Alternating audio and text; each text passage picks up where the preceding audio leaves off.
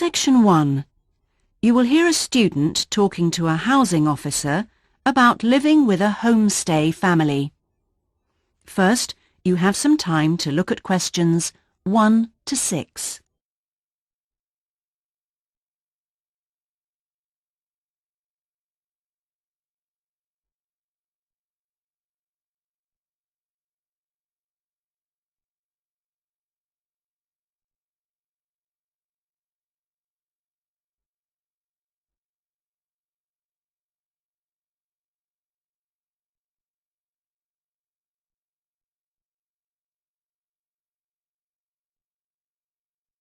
You will see that there is an example that has been done for you. On this occasion only, the conversation relating to this will be played first. Yes, what can I do for you?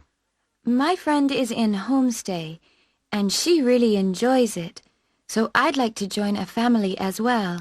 Okay, so let me get some details. What's your name?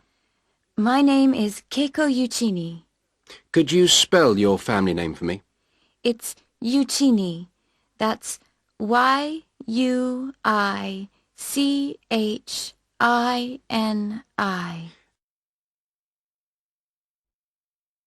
The student's surname is Uichini, so Uichini has been written on the form.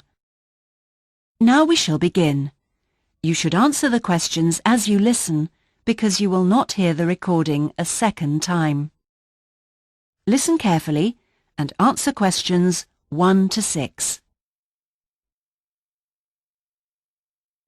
Yes, what can I do for you? My friend is in homestay, and she really enjoys it, so I'd like to join a family as well. Okay, so let me get some details. What's your name? My name is Keiko Yuchini. Could you spell your family name for me? It's Yuchini. That's Yuichini. And your first name? It's Keiko. Keiko. That's Keiko Yuchini. Okay, and you're female. And your nationality? I'm Japanese. Right. And could I see your passport, please? Here it is. Okay, your passport number is JO6337. And you're how old? I'm 28 years old. Now, you live at one of the colleges. Which one?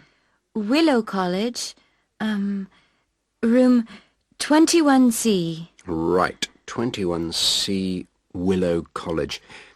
And how long are you planning on staying with Homestay? About 4 months. Longer if I like it. And what course are you enrolled in? Well, I've enrolled for 20 weeks in the, Advanced English Studies because I need help with my writing. And I'm nearly at the end of my first 5-week course. Okay. Do you have any preference for a family with children or without children? I like young children, but I'd like to be with older people. You know, adults, someone around my age. Okay. And what about pets? I am a veterinarian, so that's fine. The more the better.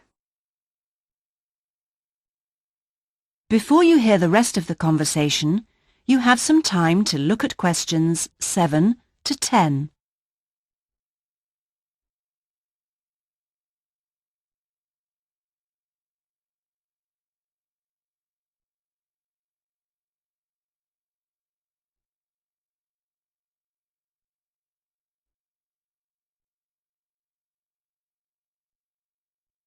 Now listen and answer questions 7 to 10. All right. Now, what about you? Are you a vegetarian or do you have any special food requirements? No, I am not a vegetarian, but I don't eat a lot of meat. I really like seafood. And what are your hobbies? I like reading and going to the movies. Do you play any sports? Yes, I joined the handball team, but I didn't like that, so I stopped playing. Now I play tennis on the weekend with my friends. All right. Let's see. Name, age, now the location. Are you familiar with the public transport system? No, I'm not really because I have been living on campus. I've been to the city a few times on the bus, but they are always late. What about the trains? I like catching the train. They are much faster. Now, let me go check on the computer and see who I've got. Listen, leave it with me. I'll check my records and I'll give you details this afternoon. Thank you for helping me. It's a pleasure. Bye. Bye. That is the end of section 1. You now have half a minute to check your answers.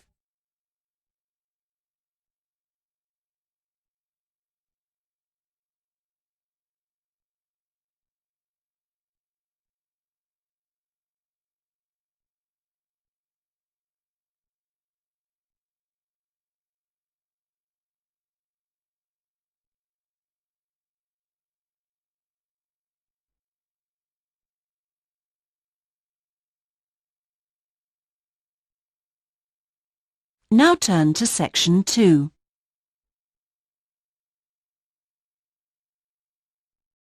Section 2. You will hear a guide giving a tour of a park. First, you have some time to look at questions 11 to 14.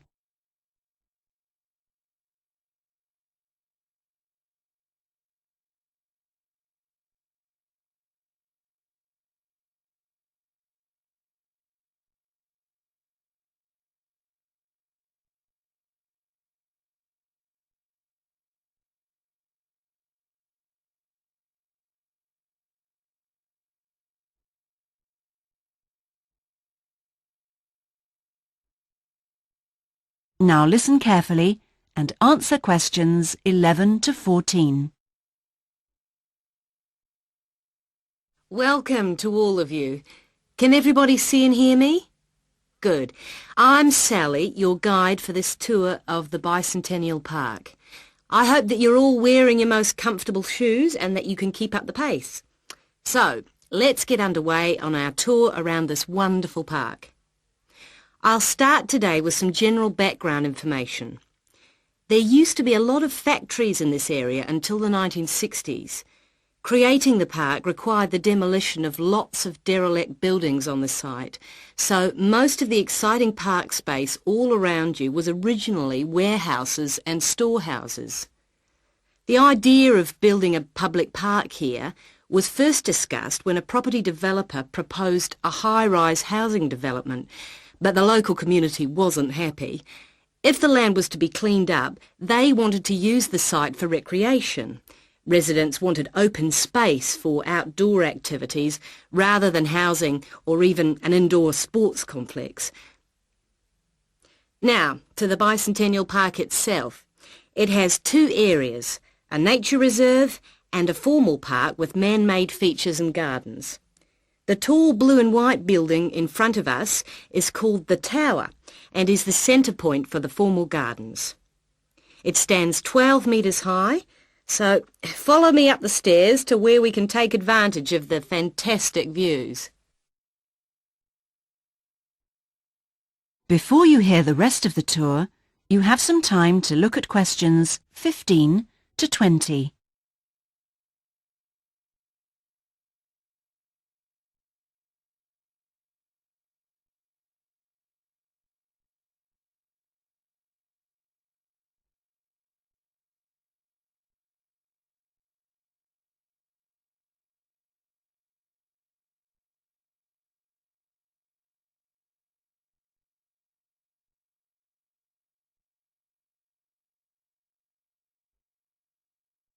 Now listen and answer questions 15 to 20. Well, here we are at the top of the tower, and we're going to look at the view from each direction. Out to the east, the large buildings about 1 kilometre away are on the Olympic site. There's an indoor arena for gymnastics, a stadium the track and field, and a swimming pool for races and synchronised swimming, and also diving. If you look carefully down there, you can see the train lines. The Olympic site has its own station to encourage the use of public transport. There is also a car park, but it only holds a limited number of cars. The formal park has some specially created water features. If you look out here to the south, you can see a circular ornamental pond. And around to the west, you can relax and sit on a bench to smell the flowers in the rose garden. And finally, up to the north, if you look in front of you now, there's a lake with a small island in the centre. You can hire rowing boats at the boat shed, which you can't see from here. But if you look through the trees, you can see the cafe, which has lovely views across the water. OK, let's climb down now. We will go now and have a look at the nature reserve section of the park, which has opened up natural wetland to the public. The mangroves have been made more accessible to visitors by the boardwalk built during the park's upgrade. You'd think that people would come here to look at the unusual plant life of the area, but in fact it's more often used for cycling and is very popular with the local clubs. This is the far end of the park, and over there you can see the frog pond, a natural feature here long before the park was designed. Just next to it we have our outdoor classroom, a favourite spot for school parties. The area is now most often used by primary schools for biology lessons. And finally, let's pass by the Waterbird Refuge. This area is in a sheltered part of the estuary. That's why the park's viewing shelter is a favourite spot for bird watchers who can use it to spy through binoculars. You can watch a variety of waterbirds, but most visitors expect to see black swans when they come to the shelter. You might spot one yourself right now. Well, here we are back at our starting point, the Visitors Centre. That is the end of section 2. You now have half a minute to check your answers.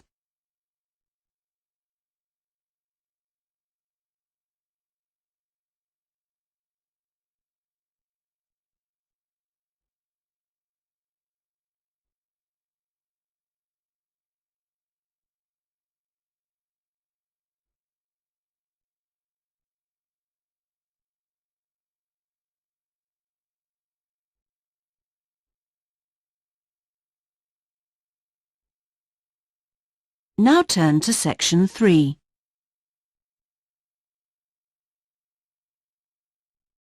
Section 3. You will hear two students discussing a geography presentation they're going to give. First, you have some time to look at questions 21 to 26.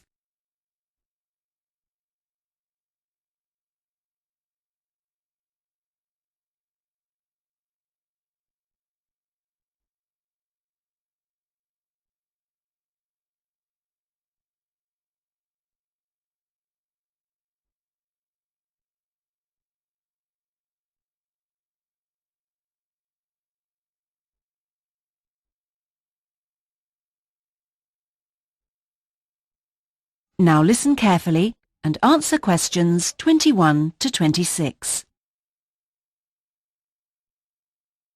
Remind me, Trevor, how long is the presentation? Dr. White said 3 per hour. So about 20 minutes. Well, it'll be 15 minutes per presentation. And 5 minutes for questions?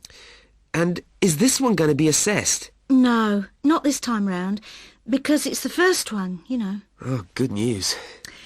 Well, Trevor, what are we going to include? Well, do you think we ought to give some historical background? Oh, no, definitely not. We won't have time. OK, but I think we ought to say something about the geographical location, because not a lot of people know where the islands are. Yes, OK. I'll take notes, shall I? Yeah, that'd be a help. So, geographical location? Then we ought to give an overview of the whole education system. Shouldn't we say something about the economy? You know, agricultural produce, minerals and so forth? Well, Dr. White said we shouldn't go into that sort of detail. But it's pretty important when you think about it, you know, because it does influence the education system. Look, let's think about that one later, shall we? Let's see how we're doing for time. Okay, so general overview of education. Of course. And then the role of English language. No, that goes in the language policy seminar, don't you remember? Are you sure? Positive. All right. So those are the topics we're going to be covering.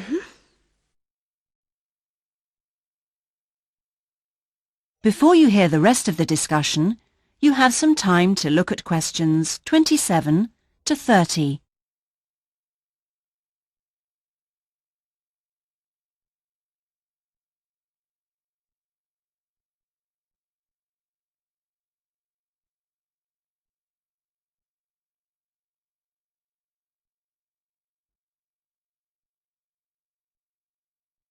Now listen and answer questions 27 to 30. We need to think about what to prepare. Dr. White said he wanted us to use plenty of visuals and things, and we might as well try them out when we're not being assessed. Well, the most important thing is the overhead projector. No problem. We'll get that from the media room. Must remember to book it. Well, we'll need a map, of course. Probably two. One of the islands, large scale. And one of West Africa. Well, the West African one is no problem. There's one in the resources room. Oh, yeah, of course, the resources room. The islands are going to be more of a problem. Tell you what, there's a very clear map of Santiago in that tourist brochure I showed you last week. Don't you remember it? Oh, yeah, that's right. We can just use the tourist brochure. We also need statistics on several different things. Literacy rates. Yes, and school places. How about the encyclopedia? Nah, not up to date enough. Why don't we call the embassy? Oh, someone's enthusiastic. Well, if something's worth doing, I know, it's worth doing well. OK. we can find out statistics on school places from them as well. Might as well. Look, Julie, it's almost time for our tutorials. We can meet again on Monday, but we need to prepare some stuff before then. That is the end of section 3. You now have half a minute to check your answers.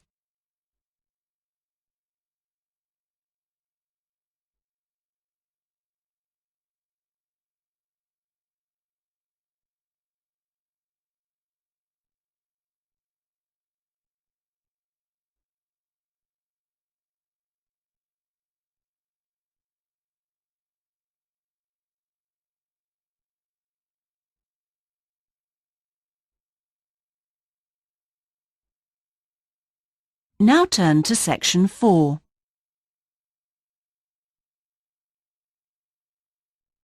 Section 4. You will hear part of a lecture about a chemical substance called monosodium glutamate. First, you have some time to look at questions 31 to 40.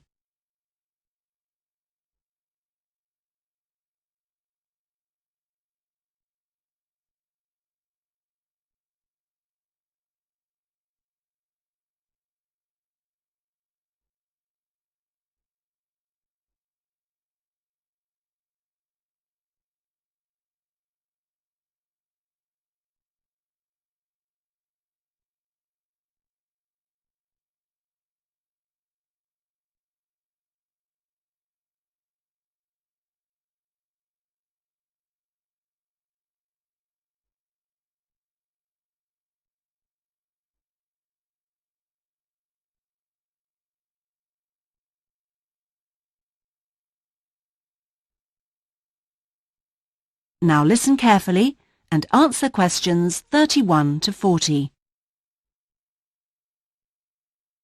In today's lecture, I'm going to talk about monosodium glutamate, or MSG as it's more commonly known. Now, MSG, as you probably know, is a flavor enhancer which is used particularly in Chinese and Japanese cooking. Today, I am going to explore why it is so popular in these cuisines, and more importantly, how does it enhance the flavor of food? The main reason why MSG is more commonly used in Japanese meals is tradition. For many thousands of years, the Japanese have incorporated a type of seaweed known as kombu in their cooking, as they discovered it had the ability to make food taste better. But it wasn't until 1908 that the ingredient in kombu, which was responsible for the improvement in flavor, was actually discovered to be glutamate by scientists working there. From 1908 until 1956, glutamate was produced commercially in Japan by a very slow and expensive means of extraction. It was in 1956 that the speed of the process was improved and industrial production increased dramatically and still continues to increase to this day. In fact, hundreds of thousands of tons of MSG are produced all over the world today.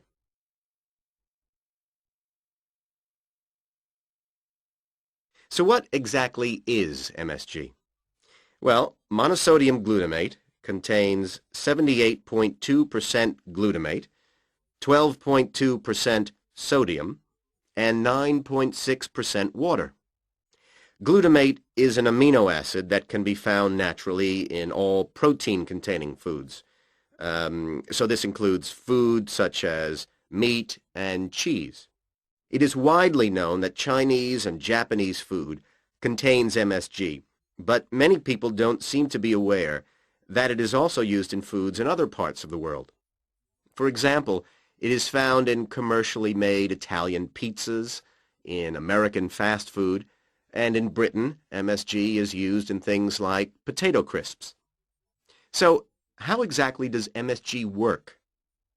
Well, in the Western world, we commonly talk of 4 tastes, and I'm sure you're all familiar with the concepts of sweet, sour, bitter, and salt. Well, in 1908, Kikunae Ikeda identified a 5th taste, and it is thought that MSG intensifies this naturally occurring taste in some food. It does make perfect evolutionary sense that we should have the ability to detect or taste glutamate because it is the amino acid which is most common in natural foods. John Prescott, an associate professor at the University of Chicago, suggests that this 5th taste serves a purpose just as the other tastes do.